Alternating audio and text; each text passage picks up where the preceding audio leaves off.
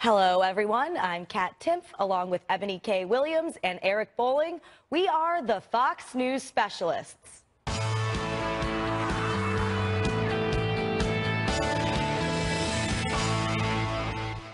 President Trump giving his first on-camera remarks about the James Comey hearing just a short time ago, hitting back hard at the former FBI director's testimony during this exchange with ABC's Jonathan Karl.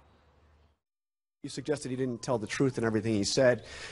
He did say under oath that you told him to let the Flynn, you said you hoped the Flynn investigation you could let. I didn't say that. So he lied about that. Well, I didn't say that. I mean, I will tell you, I didn't say that. And did he ask you to pledge his And there'd be loyalty? nothing wrong if I did say it, according to everybody that I've read today, but I did not say that.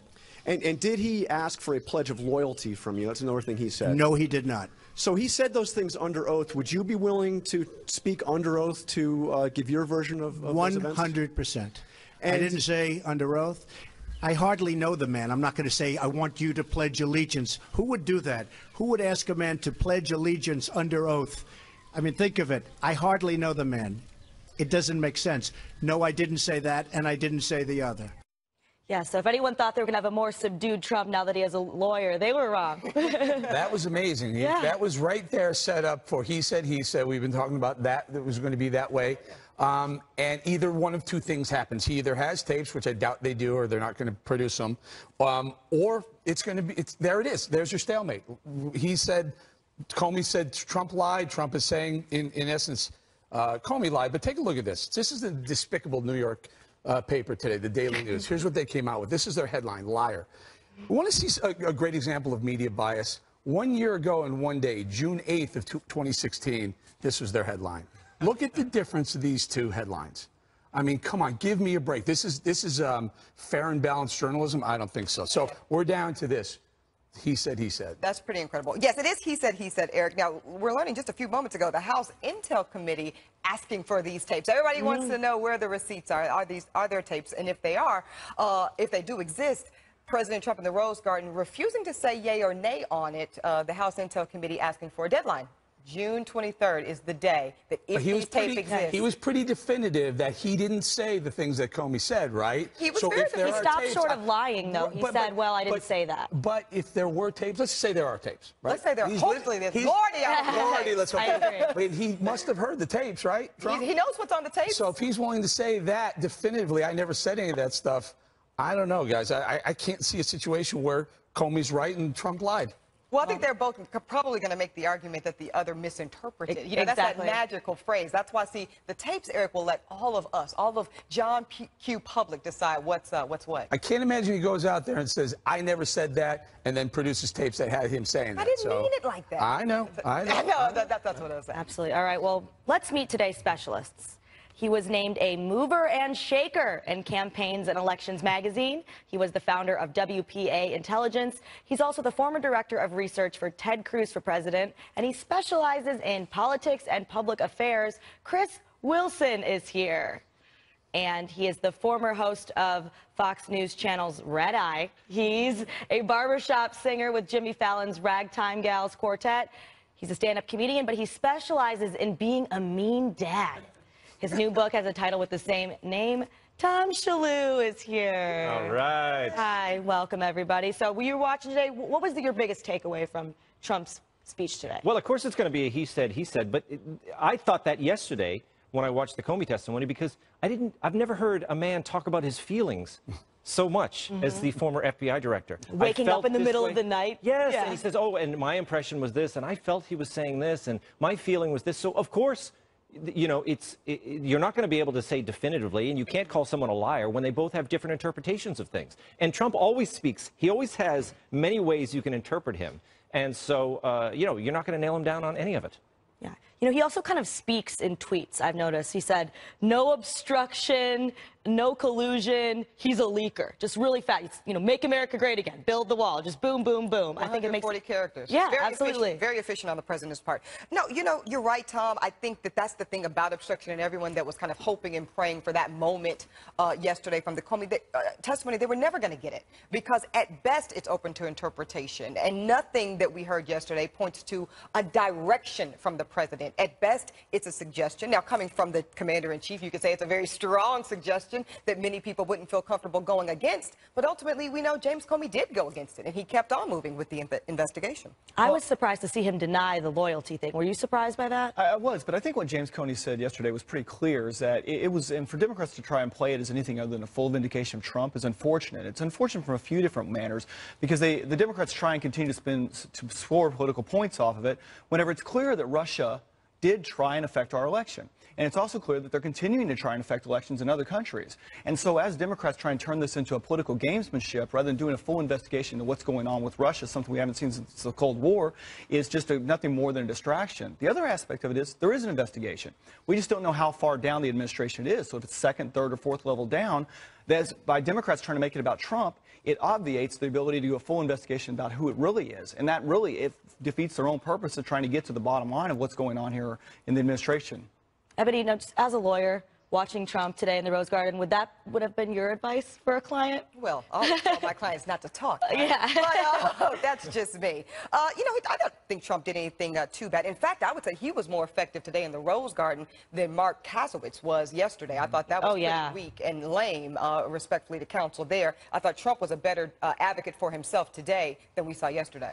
I'm blown away that most of the mainstream media today, and I watch a lot of the other networks, they were so focused in on this was a terrible day for Donald Trump. James Comey called him a liar. And they weren't focusing on this what Comey did, and I know Eboni's going to get to this in a little bit, but I find it appalling that an FBI director leaked information. Just think about this for 1 second. If he thought that the information was not classified, and if he thought it wasn't that big of a deal that he could go ahead and give it to the New York Times, why didn't he do it himself? Why didn't he just say, hey, I want you to know this is what's going on? Instead, he has to whisper it to an ex-colleague who's a law professor and say, hey, leak this to the New York Times. I think there's a lot more there. I think this is him CYAing himself, 2 days after he got fired. But you think that Comey was lying on purpose about the loyalty, or do you think he misheard? Comey was being only political. Look at everything he said when he had an opinion about anything in that testimony. It was negative for Trump. Everything that was factual, it was straight down the line. But so any opportunity he had to, he would take Trump's legs out, and it was only on the opinion stuff. I was worried about him. He made me nervous. Really, you're a badass factual about who called who and things like that. And Trump makes you nervous. By the way, I've been in the Oval Office with Donald Trump. I've been in the White House with Donald Trump. He doesn't make anyone nervous. I've been there one-on-one with him, too. He doesn't make Eric nervous. Totally doesn't make Eric Bolling. Let me ask you this, though, Eric. To Comey's, kind of going in on Trump, did it give you any credibility points for James Comey when he also turned the fire against Loretta Lynch? What was your take on that? My take is I think he did it because he had to, because he was sworn in, and I'm going to tell you, I think this is you're going to hit on this later, but I think he's going to get in a lot of trouble for this. All right, well, of course, one of the biggest questions still looming is whether tapes exist of President Trump's conversations with James Comey. Here's the exchange where President Trump was pressed on it today. Do tapes exist of your conversations with him? Well, I'll tell you about that maybe sometime in the very near future. Seem to be hinting that there are recordings of those conversations. I'm not hinting anything. I'll tell you about it over a very short period of time. When is that? Okay?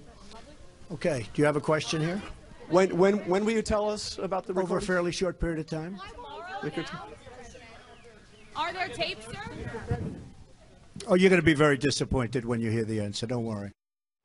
You can't watch it and think anything else. It's like he's like a magician. He's saving it all. He wants you to tune in later. But yeah, I mean, I think it's hilarious. And so I thought that when he tweeted it out. I think the original tweet was Director Comey better hope there were no tapes. Isn't that what he said? Right. And parentheses. The quotes. You got to watch the quotes when Trump tweets. Tapes could be anything, right? Yes. I mean.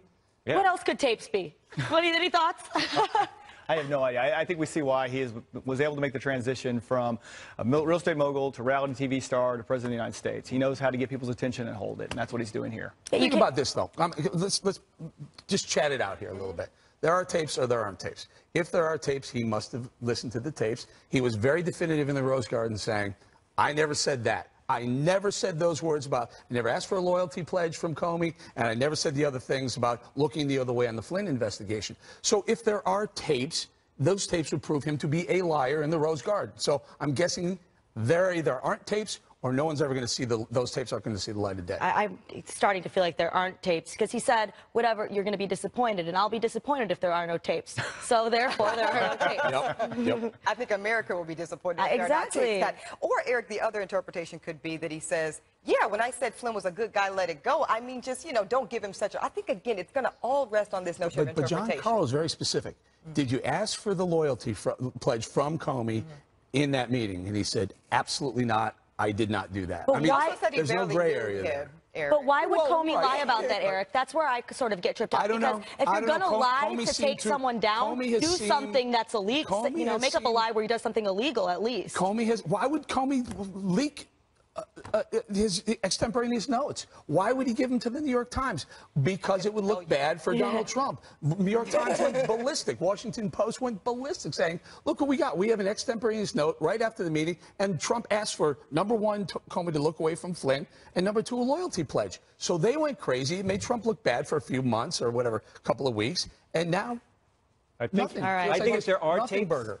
then it still would not be definitive because people would listen to the tapes and they would continue to interpret them their own way. Exactly, That's true. Tom. I completely agree with that.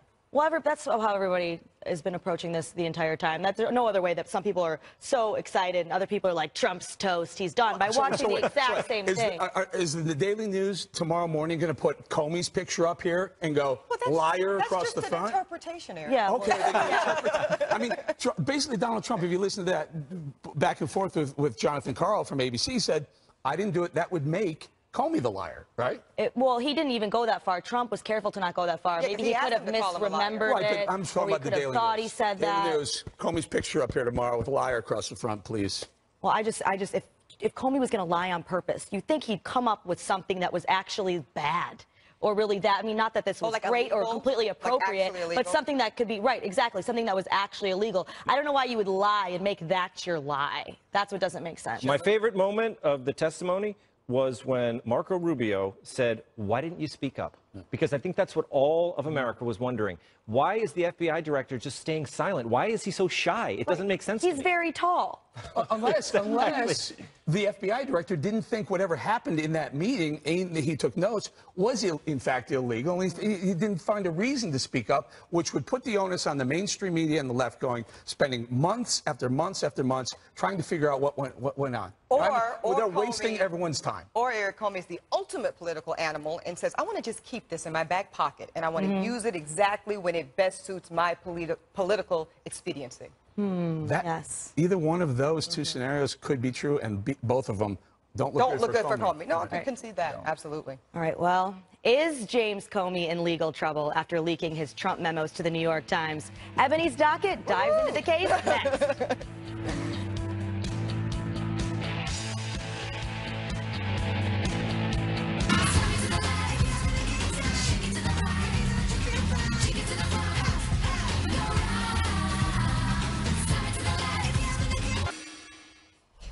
Welcome back to the Fox News Specialist, and this is the docket. So James Comey accomplished a lot of things with yesterday's testimony. Now, exactly what? Well, that depends on who you ask. But one thing he absolutely did was put a huge cloud of legal suspicion over his own head. He admitted that he leaked his infamous memo to his good friend and Columbia University professor, and then instructed him to pass it along to the New York Times. Now, Comey claims he did this to make sure that an appointment of an independent special counsel to the Russia probe would happen, and that plan clearly worked like a charm, hence the appointment of Robert Mueller. But along with that political win comes a mountain of understandable legal scrutiny. Did Comey break the law with his self-proclaimed leak? And did he breach privilege by leaking a confidential conversation with the president? Certainly, that's what President Trump's and lawyers will assert when he makes his complaint looking into this with the DOJ next week. So let's look at this million-dollar question. Is Comey's leak a crime? First, when Comey shared his memo, he was no longer a government employee. Number two, the information within Comey's memo was not classified. And number three, there's nothing that indicates that the memo contained any information relating to national security. Now, for the privilege issue. The conversation was not subject to an attorney-client privilege, since we know Comey was obviously not acting as Trump's lawyer, and if any privileges did exist, well, Trump waived them by repeatedly disclosing the contents of his conversations with Comey, including on Twitter. Now, based on that analysis, Comey's actions don't meet the legal definition of a leak. But I do not like the way Jim Comey pushed out this information. I would have had a lot more respect for him if he'd just been straight up and directly given the memo to the press. But as shady as his actions were, legally speaking, Comey should be in the clear. Now, Eric, you said the same thing. You know, why not just give it up yourself? And we can only speculate as to why. I'm not buying this whole rally. I buy your doc, and I get the legal definition of leak. But here's my problem. A professional ethical standard has to be set. Did he violate either of those? Maybe not a legal violation, but professionally and ethically, did he violate? Would he apply the same rules to his agents? Is it okay for an agent to take a memo on a FBI computer about a meeting they had on work hours in the office and then go ahead and leak that to the press? I'm guessing that would be an unequivocal no, but here's where I think he might get in some legal trouble. I'm guessing, and we can find this out if this is part of the law, a lot of times when you go to work for different groups and agencies, you have to sign a non-disclosure, an NDA. Yes. If he signed an NDA, he clearly violated that NDA. Okay. Well, I don't know that he signed an NDA, but I think let's talk about your issue of the record, because a lot of people, if you look on social media, are debating this. I want to make it clear, it was absolutely a record, Eric. You're exactly right. That memo, it pertained to his work as an FBI director. It talked about it. It was a legal record. But because he released it when he was no longer operating in that capacity, that's one of the reasons it's not going to be considered a legal. I get it. If they let this go and say under the guise of it's nothing, no law was broken, it's going to be open season on leakers coming out of the agencies. But that's why I think people are giving him some backlash for the way he did it, right? I think if he said, you know what, I don't trust this for whatever reason, I want to write it down, and then I hand deliver this to the New York Times and say, hey, this was my experience, does that bother you? Yeah, under that scenario? It does as well. It still does. On the ethical side. Yeah. Okay, so Kat, do you feel like at any point there's going to be an opportunity to say, I'm uncomfortable with this, and take it to the press and it not get backlash? No, I don't think so necessarily. But this, again, Eric, going back to your point, talking about the people in the agencies, that would be a different thing because they're still working for the government. Obviously, the way that he handled it. Let's say they quit and then leaked. Well, it's okay. It wasn't cool. You talk about, was it morally okay? Was it cool? Was it a cool way to handle it? Was that? No, it wasn't. It definitely breaks some sort of, moral code, the bro code, but it doesn't break the law. It doesn't break the law. Leaking information that could be detrimental to the United States. Not a fan. Obviously, not a fan of that. But in terms of does it break the law? Not really. And intelligence agencies are dealing with a lot more right now than someone who doesn't work there anymore leaking something where nothing was even classified. Tom, let me ask you this, because Eric brings up a good point, which is once that information is deemed to be detrimental to the United States, now that's a different standard, and that's one of the reasons I'm going to say that I think Comey's in the clear here, because that wasn't the content of this memo. But let's say it was. Then would you see it differently? No, I don't think there's any legal issue here, and I don't even think Trump thinks there is. He's been complaining ever since he was sworn in that no one is talking about the leaks. You hear him say it. Why aren't we talking about the leaks? This is a way to get people to talk about the leaks, talking about the legality of it. And in the end, I think he knows there's not going to be any legal issues, but he wants us to discuss it because then everyone's thinking, yeah, that's right. The FBI director is the guy who did the leaking. Otherwise, we wouldn't be mentioning it. It's Trump playing the press. And he's doing it well. Because in Trump's tweet, he said, and one thing is, Comey's a leaker, wow. Right. So. He wants to take it up a notch and make sure. But I don't know what the legal violation of whether it was cool or not is, but I think Cass Whitson, his lawyer, goes too far. And I also think we, as Republicans, I saw a lot of Republicans jump on this today, have to be careful of pushing this too far. There's a real big difference between leaking classified information that puts the United States in jeopardy and just people going out and talking about things that you may not want them to talk about. They may still be a leaker, and they should probably still be fired for doing that, but they shouldn't be prosecuted. It's not like the same situation as like a reality winner where you're in this, where they've actually put out information that put the United States in jeopardy. And that to me is an important difference and a distinction here that we have to deal with, because if we as Republicans or the Republican Party starts trying to make a big deal out of what Comey did and put it at that level, we downplay one and we elevate the other and we make both of them, we anesthetize everyone to both of them. Eboni, can we do this? Can we at least say that maybe some of the standards of classified need to be relooked at? In other words, any conversation you have with the President of the United States should be deemed classified? So you're talking about executive privilege, which I'm really glad you brought up, Eric, because it's not on the books, but it is understood that when you have those types of conversations with the sitting president, he enjoys executive privilege just by the nature of it. The problem is with privilege, like attorney-client privilege, once you start, if you breach it, then it's fair game. Exactly. And that's the problem, is the president himself has been talking very much about his conversations with Jim Comey. So once he does that, even if there was a privilege at play, which I think Trump could have legitimately argued, he's already been the breach. But yeah, but I don't think Trump was ever talking about those specific. He didn't really even tweet about it until after Jim Comey said,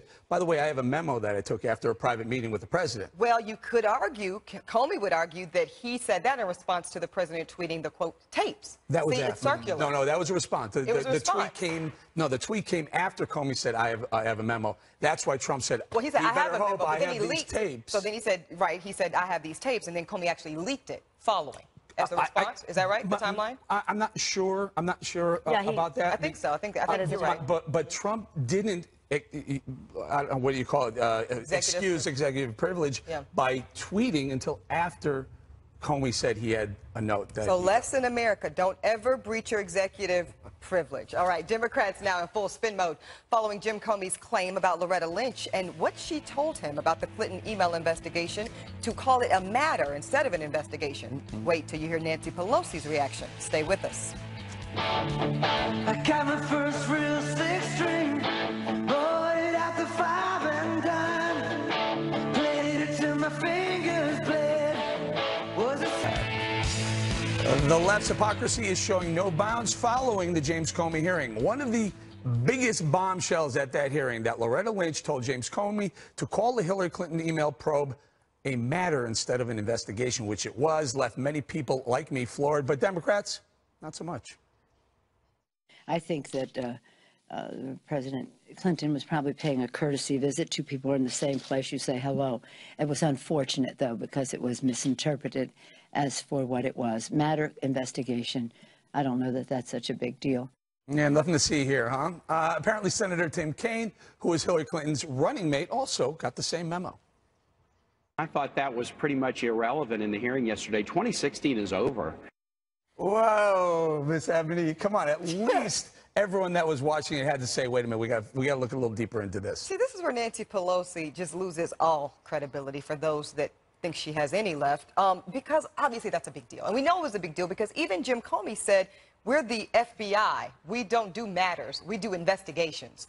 So he cleaned that up real quick. So I don't really understand why in this space, Eric, they don't take a moment to just say, you know what? Because guess what? Loretta Lynch isn't going back to the AG's office. Who cares? Just own that. And one of the things we talked about yesterday, Kat, was that, and we had Marion Marsh over there say that Loretta Lynch recused herself from the email. She didn't. No, she didn't. She never formally recused herself. Right.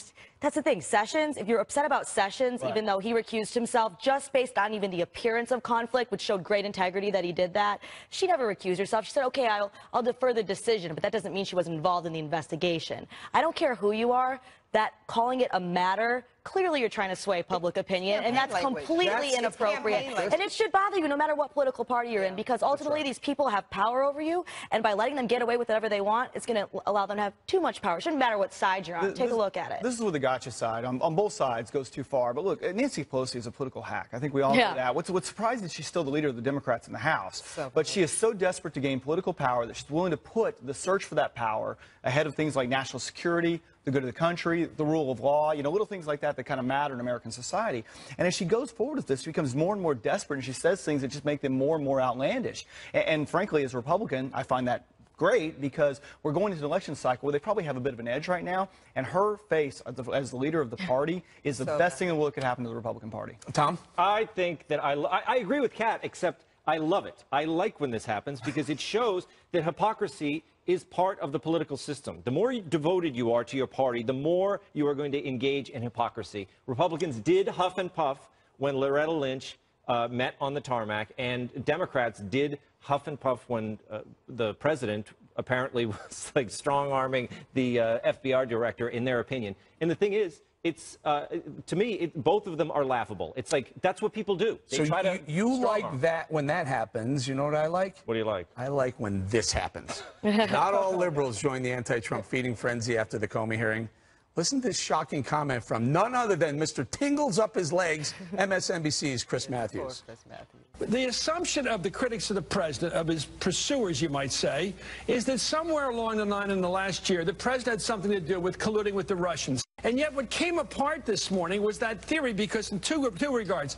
The president said, according to the written testimony of Mr. Comey, go ahead and get anybody's satellite to my operation and nail them. I'm with you on that. So that would mean Manafort, Carter Page, someone else like that. And then he also came across what was fascinating. Comey said that basically Flynn wasn't central to the Russian investigation, that he was touching on it. Tom, moving on there.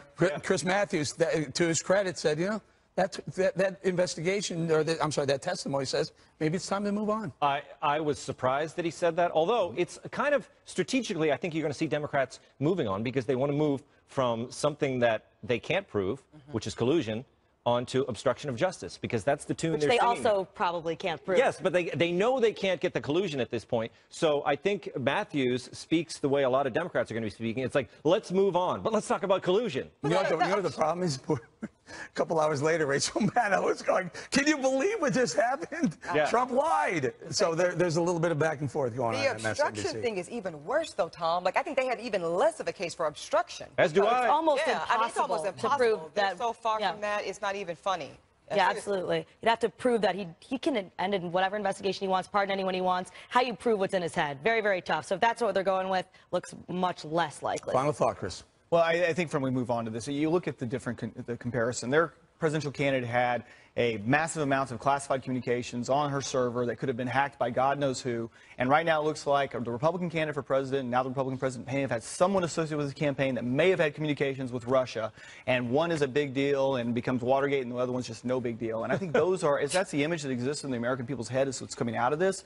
It gets us right back to where we were in an election that elected Donald Trump. All right. Coming up, prosecutors deny accused leaker reality winner bail, alleging she wanted to burn the White House to the ground. Plus, this is big. Chelsea Manning gives her first TV interview since her early release from prison thanks to President Obama. We'll have some of that as well. Stay tuned. Can I just have one more dance with you, my love? Can I just make some? Welcome back to the Fox News Specialist. Our specialists today are Chris Wilson and Tom Shillue. We'll continue our conversation. Prosecutors releasing some stunning new information about reality winner, the NSA contractor accused of leaking top-secret info about Russia's interference in the U.S. election to an online news site. Now, they say Winner wrote that she, quote, wanted to burn the White House to the ground. Prosecutors also say that Winner may possess even more stolen government secrets, leading her to being denied bail. So, Chris, I'm going to go to you on this.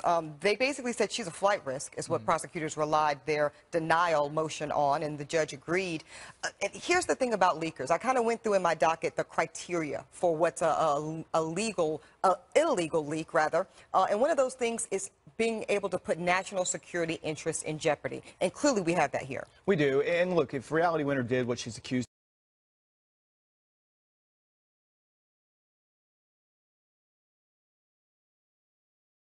in a sense, a victim of a society and an environment right now in which everything Donald Trump does is evil and is a crime, and if anything helps the Democrats, then it is good.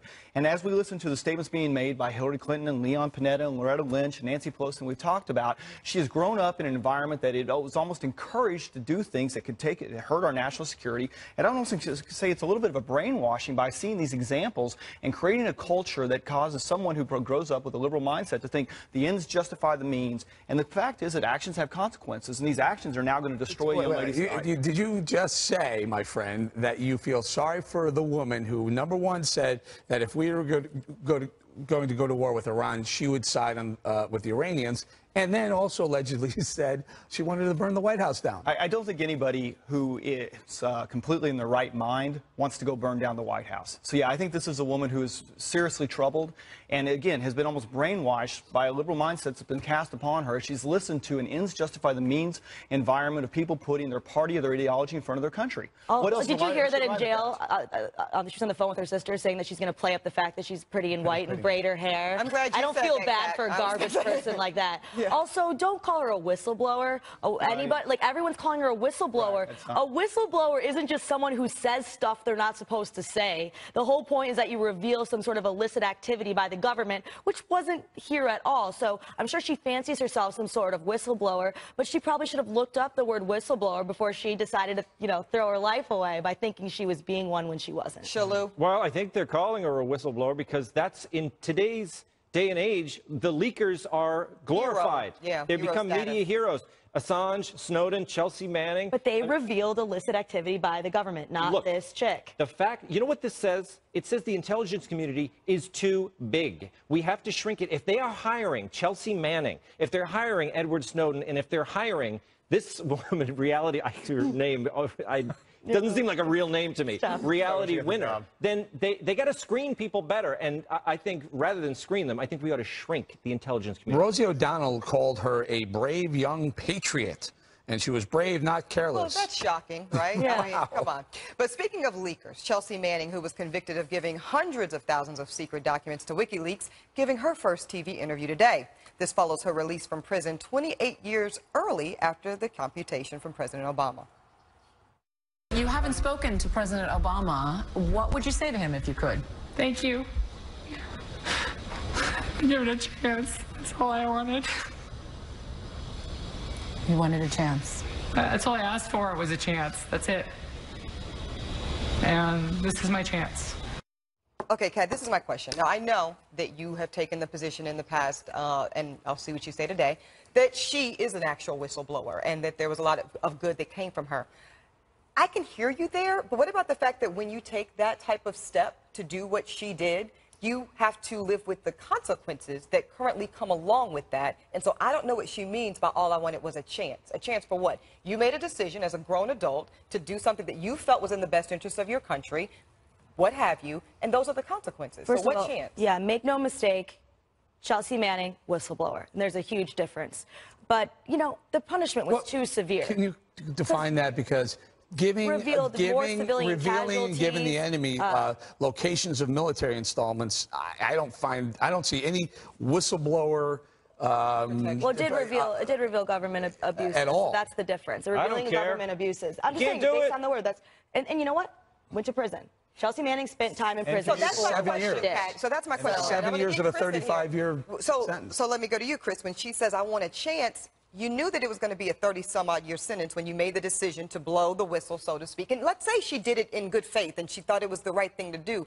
Then don't you have to also live with those consequences? You do, and that's the point I was trying to make earlier, is the attitude exists now that you endanger our national security, and if there is some way to justify it because there's some good that comes of it along the way, that somehow that ends justify the means, and that is the wrong message to send. And as long as we send that, we're going to continue to have reality winners in Chelsea. Now, some of these things were classified. Some of this information was classified, okay? So here's good faith and didn't mean to is not even an issue in these cases anymore, Eboni. If you have classified information, and in this folder right here, and I walk over to Del Frisco's and have a cocktail at the bar, leave the folder by accident, didn't mean to leave it there, but I leave it there and it's classified, and it goes out, I've broken the law. But Eric, you're a Snowden guy, though, right? You're a Snowden guy. I am a Snowden guy because there's a difference.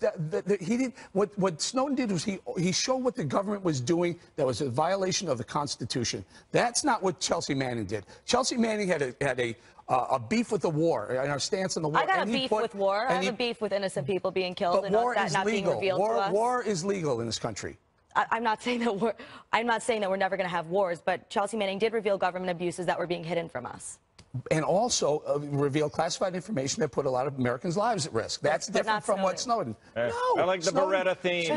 Don't do the crime if you can't do the time. That's what I'm saying, Shillue. Straight ahead, North Korea deploying a new anti-ship missile system designed to take on the U.S. Navy. Plus, a major escalation in tensions between the U.S. and pro-Assad forces in Syria after a drone attack. Stay with us.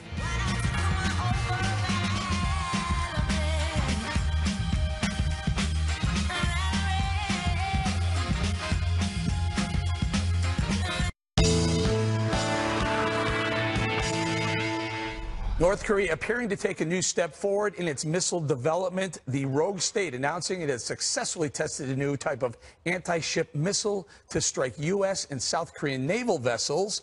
The test comes after South Korea now announced this week that it was suspending the deployment of a U.S. anti-missile system in the country. Chris, this just blows me away. So we're there. We're trying to give them this THAAD missile system as defense, and they say, no, no, thank you. We're going to handle this on our own. Meanwhile, North Korea says, we got this anti-South Korea missile right at you. Yeah, we live in an unsafe world, and after 8 years of the Obama administration's policy of strategic patience, which is really a synonym for doing absolutely nothing, we have gotten to a more difficult world. And our credibility, the Obama administration traded every scrap of U.S. credibility in the Middle East and with North Korea to try and get Iran's signature on a nuclear deal that basically sold us down the river. It is a difficult situation. North Korea has done everything along the way to develop nuclear weapons, to prepare for cyber warfare, and the only thing they care about is staying in power, and the only way they can stay in power is to be able to prepare to defend themselves and attack those around them. And North Korea's been a mess, though, right? I mean, this predated Obama. He did nothing, certainly, to better that relationship. Absolutely agree there.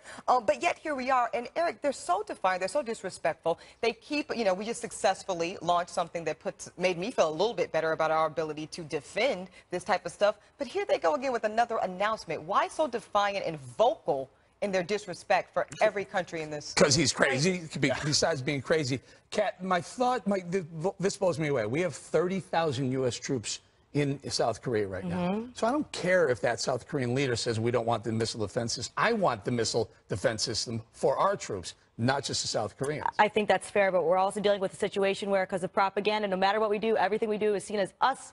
He spins it, Kim Jong-un spins it as we're trying to start a war with North Korea. We're the bad guys. So it's just a tough situation when you're dealing with someone so crazy and so awful. And when you tell him your people are starving, he says, and so what?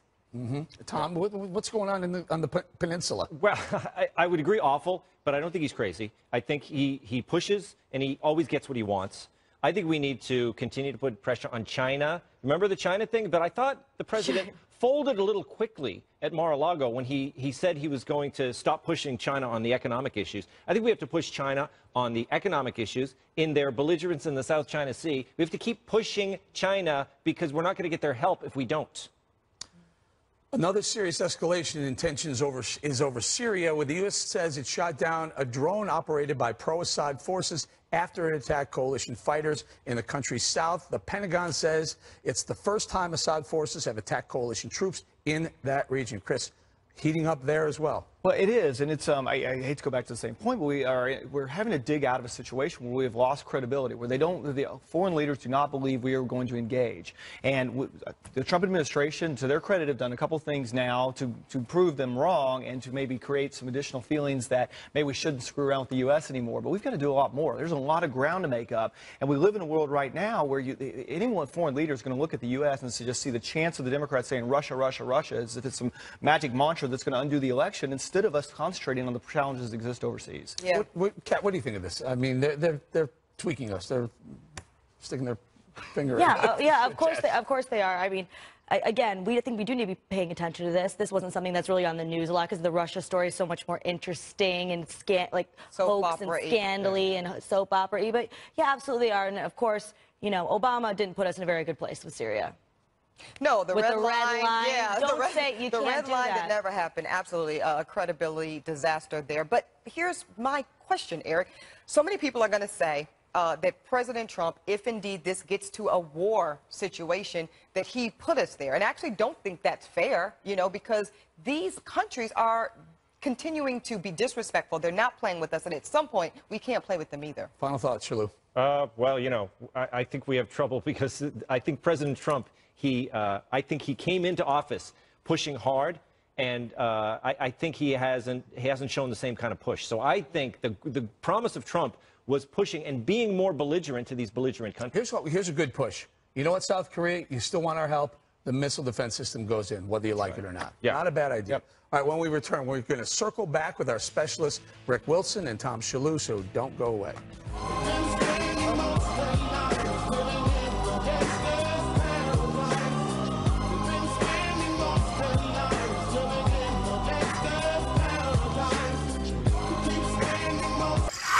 Time to circle back with our specialists, Chris Wilson and Tom Shillue. Tom, I feel like a lot of people who see you might think, oh, looks like a nice guy, but as it turns out, you're a very mean dad. I'm trying to be a mean dad. It's hard to be a mean dad in modern day America. But I was raised by a mean... Dads were meaner when I was a kid. Moms were tougher. Bullies bullied you on the playground, but somehow we all turned out okay, right? Yeah, I think I'm a better person because of bullying in a lot of ways. Yeah, it makes you resilient. Yeah. Anyone else? Shillue. Yeah. Barber shop quartet singer. Yeah. When's the next time we're going to see you? Well, we don't have a song on the docket with Jimmy, but we just sang. The latest barbershop quartet song is contained in a ride at Universal Studios. So if you ride, the great. NBC ride, you'll look over and you'll see the quartet singing. Well, that's great. Right. What's the ride? It's the NBC. It's the Tonight Show. The ride through New York with Jimmy Fallon. Chris, someone told me that your son is going to quarterback camp at a certain fantastic institution. Want to tell me more about it? Well, next week, you know, I mean dad. My 13-year-old son Carson tweeted me and said I was doing great tonight. So I guess I'm a good dad thing. But yeah, my other my 14-year-old son next week is going to Duke, not the UNC. But it's yeah, we'll be going down to Raleigh, North Carolina. We're just going to train. Oh, that's a David terrible. Cutliff. I'm sorry. Yeah. Which school? He's the fellowship one. Well, I can't even say it. All Can't right. say Duke? No. All right. Well, I can say Durham, North Carolina. All right. That's right, Durham. Yeah. thank you to our Fox News specialists today, Chris Wilson and Tom Shillue.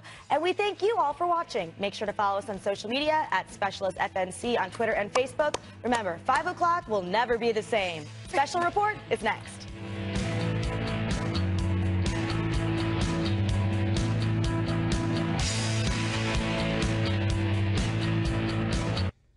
President Trump says James Comey is lying, and the president says he would say that under oath.